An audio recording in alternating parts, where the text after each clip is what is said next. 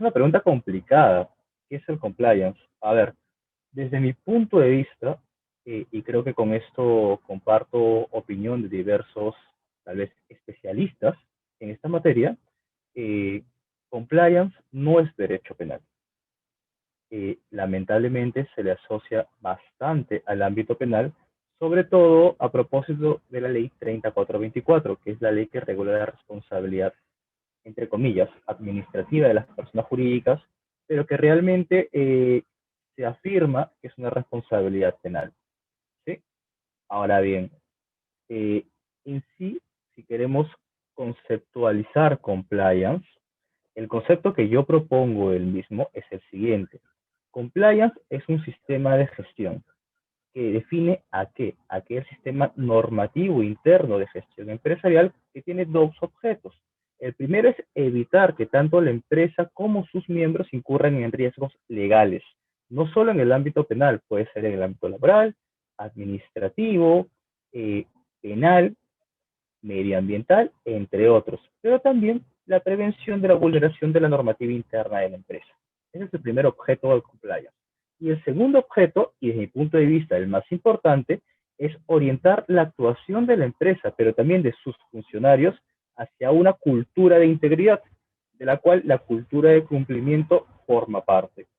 Ok, este concepto en sí también es complicado, y si queremos llevarlo a la práctica o entenderlo, si hacemos una representación mental, compliance es un sistema, ¿sí? Un sistema de gestión.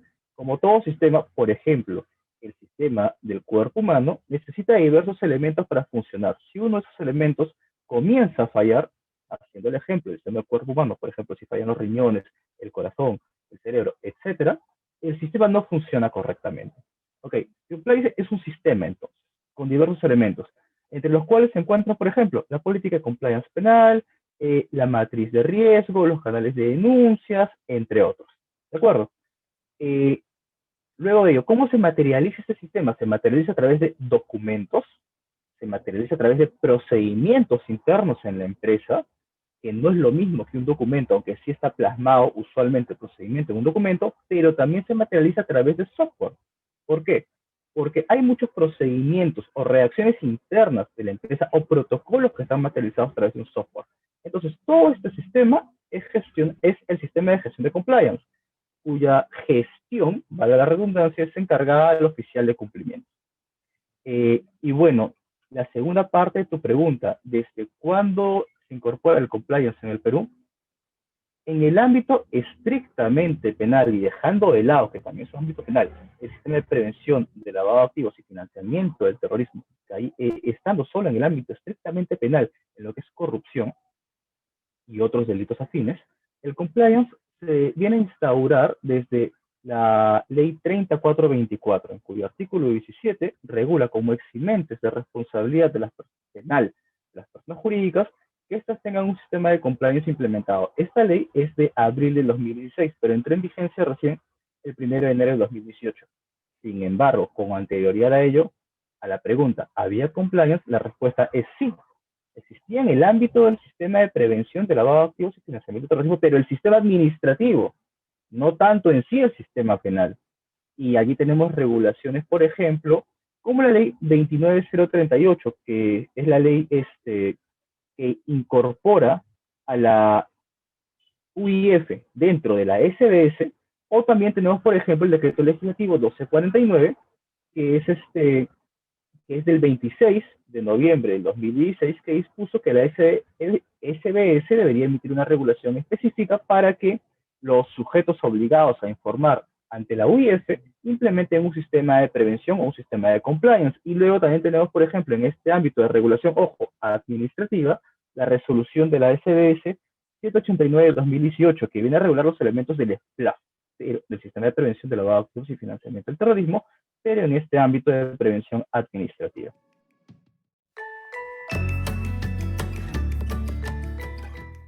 No es correcto que se le vincule al derecho penal o que necesariamente se le vincule al derecho penal.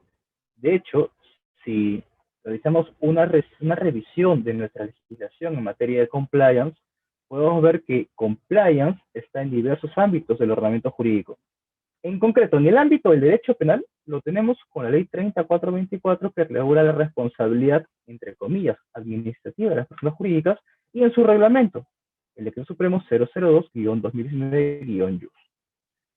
En el ámbito del derecho penal, también lo tenemos con la regulación de los sistemas de prevención de lavado de activos y financiamiento del terrorismo, en concreto la resolución SBS 789-2018, que si bien está pensada para hacer una regulación administrativa, también ayuda en la prevención de estos delitos. ¿Sí? Y en ámbitos ajenos al derecho penal, también tenemos regulados el compliance. Por ejemplo, en el Código de Protección al Consumidor y Publicidad Comercial, con el Decreto Supremo 185-2019-PCM. También en el ámbito de libre competencia, en donde, en el artículo 49.1, literal E, de la Ley de Libre Competencia. De hecho, este año, Indecopi publicó una guía sobre cómo implementar los programas de cumplimiento en materia de libre competencia. Esta guía es de fácil acceso para cualquier ciudadano, basta con poner ese nombre en Google, guía de programas de cumplimiento de las normas de libre competencia, y nos va a arrojar un resultado de búsqueda ligado a Indecopi, y podemos descargar esta guía que es demasiado interesante. Y eso nos lleva ¿a qué? A ver que compliance no solo está regulado en el ámbito del derecho penal.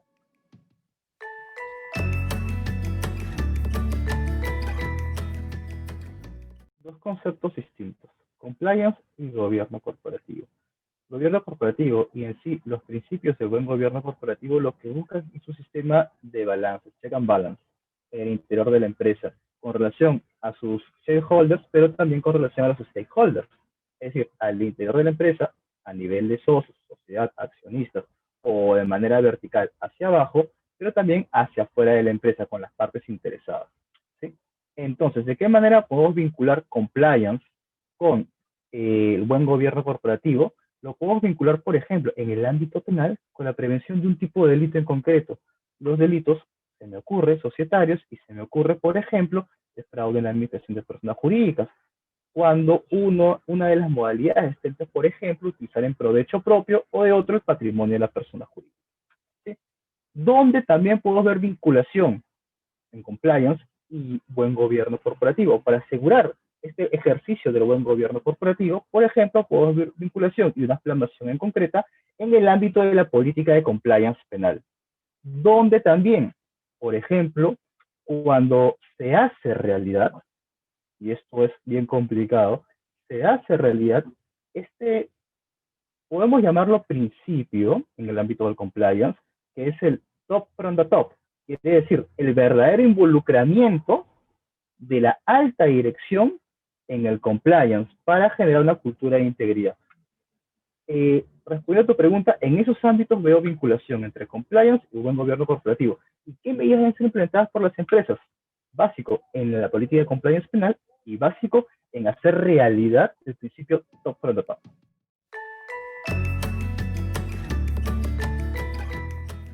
Es una pregunta un poco compleja porque los grandes casos de corrupción que tenemos, se me ocurre Odebrecht, se me ocurre Club de la Construcción, entre otros, no deberían estar necesariamente ligados al ámbito del compliance o siendo más precisos, para saber si hubo desaciertos o desaciertos en el interior de las empresas. Dejamos de lado Odebrecht, pero para saber si hubo aciertos o desaciertos en estas empresas miembros del club, deberíamos saber si las empresas tuvieron implementado previamente un sistema de gestión de compliance. Y para ello deberíamos estar empapados del expediente. Ok, primera hipótesis. En atención a cuándo sucedieron esos hechos que son de público conocimiento, se me ocurre que esas empresas probablemente no tenían implementado su sistema de prevención, un modelo de compliance, etcétera. ¿Por qué? Porque la ley recién es de abril de 2016. Primera hipótesis. Segunda hipótesis puede ser que esas empresas tengan un estándar, bueno, previamente, en el momento en que se ocurrieron los hechos, etcétera, pero tengan un estándar tan alto de cumplimiento que deciden autorregularse y elevar su nivel de cumplimiento conforme a las normas extranjeras, por ejemplo, la FCPA, la UK Bribery Act, etcétera. Pero son hipótesis porque no estamos empapados del expediente, no conocemos el expediente. Ok. En el ámbito de Odebrecht, sí conocemos, porque es de público conocimiento, que esta empresa tiene un sistema de compliance regional, incluso tiene un Chief Compliance Officer.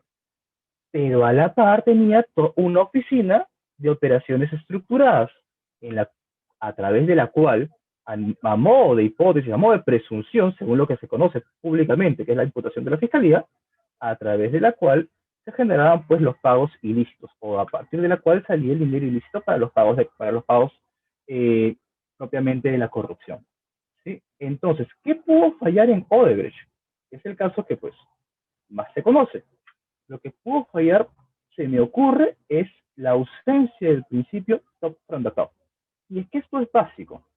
Cuando hay un real y verdadero involucramiento de la alta dirección en implementar una cultura de integridad, si hay un real y verdadero involucramiento, probablemente no necesites de otros elementos que refuercen tu sistema de compliance, porque desde arriba viene la cultura de la empresa hacia el cumplimiento, ya sea de la normativa interna o ya sea de la normativa legal. En consecuencia, cualquier incumplimiento de un funcionario aislado a esta cultura que ya viene implementada desde arriba, podría considerarse como una vulneración o vulneración fraudulenta, una sacada de vuelta, etcétera, al sistema de cumplimiento que ya tiene la empresa, por ejemplo. Entonces, es básico, y yo creo que lo que falló fue el verdadero involucramiento del principio top from the top, porque si tienes todo un sistema de compliance a nivel regional, probablemente uno de los sistemas más costosos en la región, que sucedan actos de corrupción no es válido, ni siquiera se podría inferir que fuera posible. ¿Pero por qué fue posible? Porque desde la alta dirección no había el involucramiento entre una verdadera cultura de cumplimiento. Tenían todo un sistema de compliance que realmente era un paper compliance, un sistema de compliance de fachada. Pero en el caso de las empresas del club, no te podría responder con exactitud porque desconozco si ellos tenían un sistema de compliance implementado en el momento en que se dieron estos posibles hechos de corrupción. Entonces, todo esto me lleva a responder a tu pregunta de la siguiente manera. ¿Cuáles fueron los errores? Solo podemos saber en el ámbito de Odebrecht que los errores fueron, o fue al menos una ausencia de un verdadero involucramiento de la alta dirección. Y aciertos, pues no podemos ver aciertos en sí no podemos ver aciertos con estos casos de corrupción, porque no sabemos en el ámbito del Código de Construcción hubo o no un sistema de compliance, pero en el ámbito de Odebrecht pues no se había ningún acierto realmente con el sistema de compliance implementado.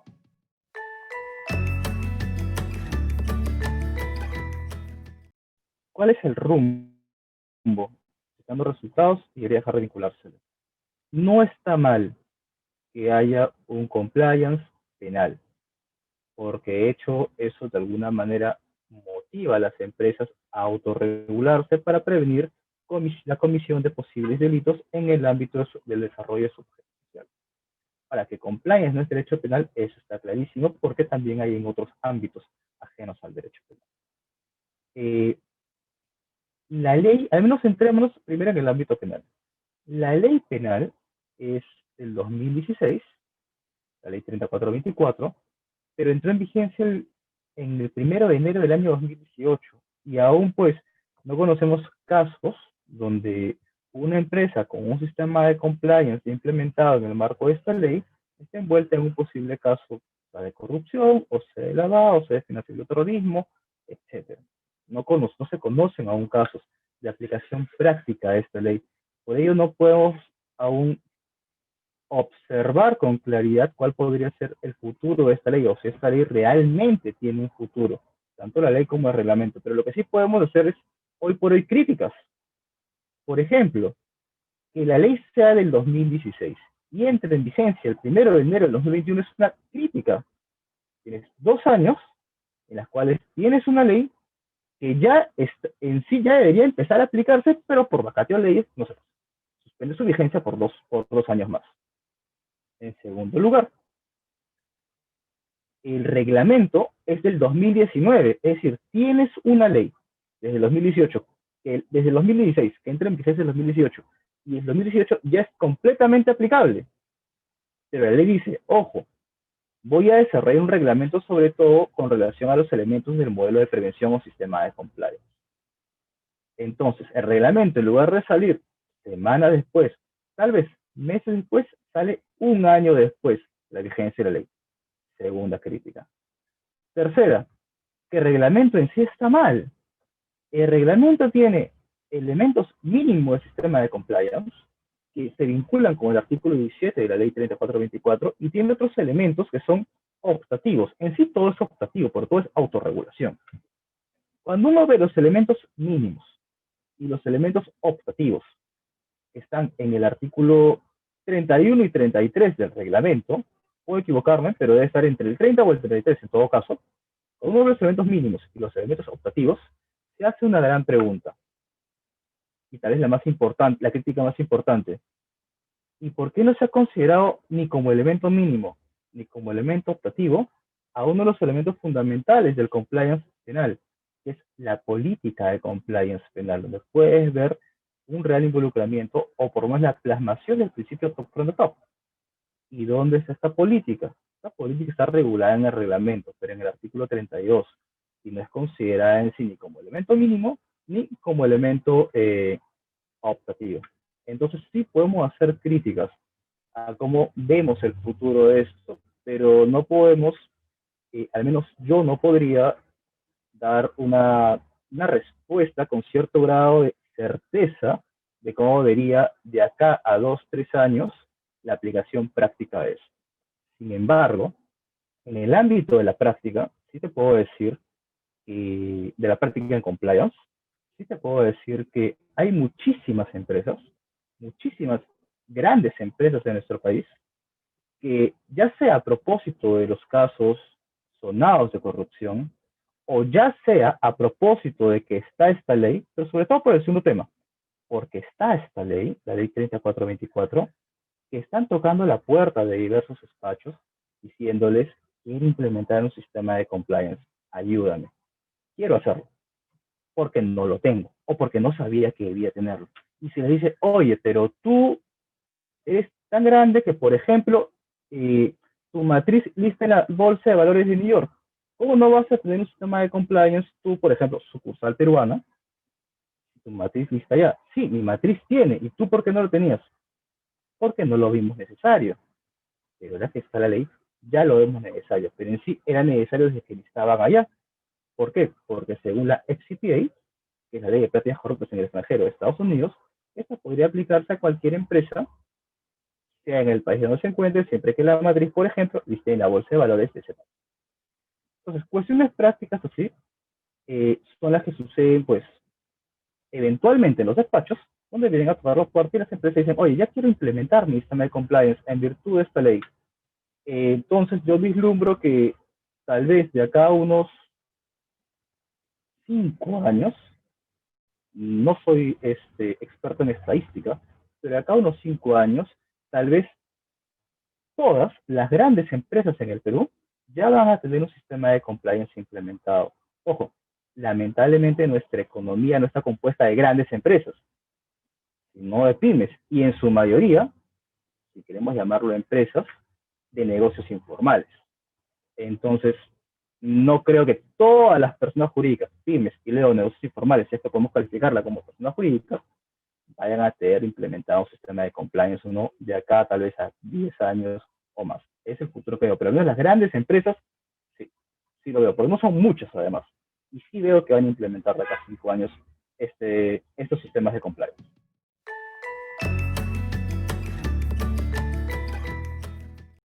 Cuando hay una, cuando hay una imputación penal, supongamos, el año 2020, por ver un nombre, DEL SA, comete un delito de corrupción. Ya está en el Perú, ya está vigente la ley 3424. ¿De acuerdo? Y se cumplen los presupuestos del artículo 3 para atribuir responsabilidad penal a DEL. Ok. Cuando el Ministerio Público investigue este caso, supongamos que se lleva con el nuevo Código Procesal Penal. Bueno, se va a llevar, porque según la ley 34 se aplica las reglas del nuevo Código Procesal Penal. Investiga este caso en el ámbito de diligencias preliminares y quiere pasar a investigación preparatoria. Para poder pasar a investigación preparatoria necesita que la SBS le dé el go. ¿Y le dé el go sobre qué? Sobre la evaluación del sistema de compliance de esta empresa. Es decir, que la SBS diga, ese sistema de compliance está correctamente elaborado y correctamente implementado. ¿Pero sucedió el delito? Sí, porque ningún sistema de compliance es infalible. Pero el sistema de compliance está ok. con lo cual el Ministerio Público tendría que archivar el caso. Pero si la SBS no le da el go y le dice, ese sistema de compliance tal vez está correctamente elaborado, está correctamente implementado, pero tiene elementos que tal vez no funcionaron en la práctica, o no cumple tal vez con todos los elementos mínimos de la ley 3424 u objetivos del reglamento, con ese informe que podríamos decir negativo o descalificatorio de la SBS, el Ministerio Público podría formalizar tranquilamente investigación preparatoria.